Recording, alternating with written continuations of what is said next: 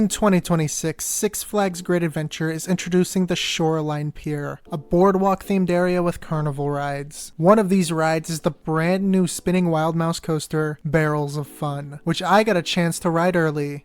At its previous location, of course. Yeah, I got you. This is my review of Ragin Cajun at Six Flags America.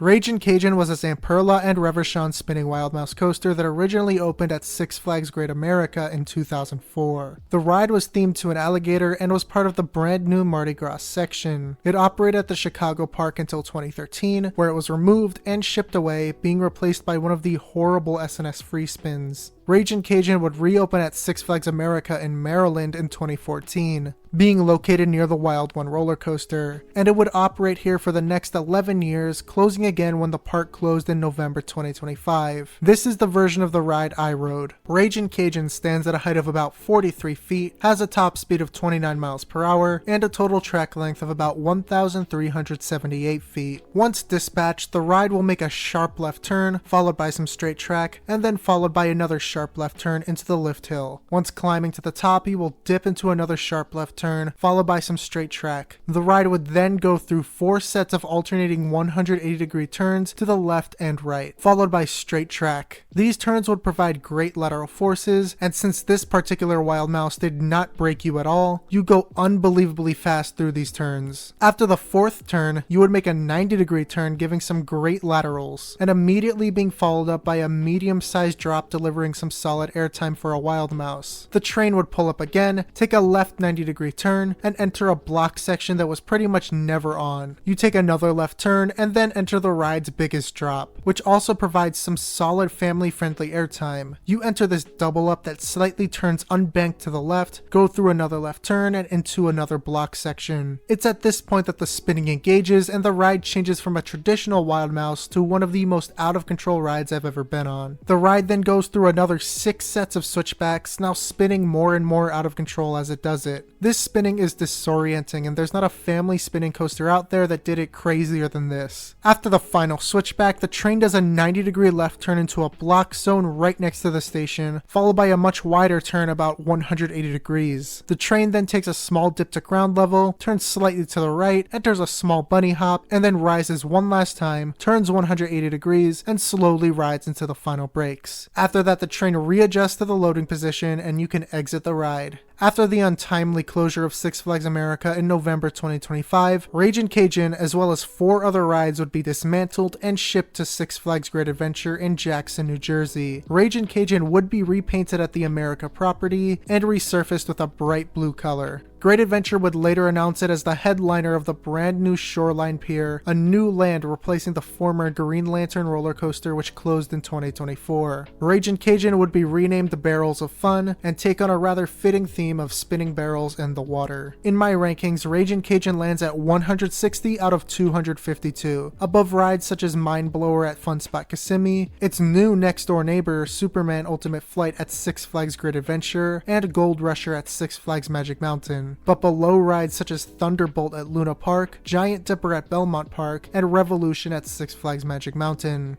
At the time of this recording, May 26, 2026, Barrels of Fun has not opened, but it will be opening soon in the early summer of 2026. While it will always be Ragin Cajun to me, I am glad to see it get a new home and bring some life to what I'd consider the worst area at Great Adventure. I don't know if it'll run as crazy as it did at its previous location, but regardless, it should provide plenty of enjoyment for younger riders and families for years to come. If you want to see where I ranked Ragin Cajun in its previous parks lineup, consider checking out my video ranking the rides of Six Flags America one last time. That video should be popping up in the card right now, and if it catches your eye, I will see you there.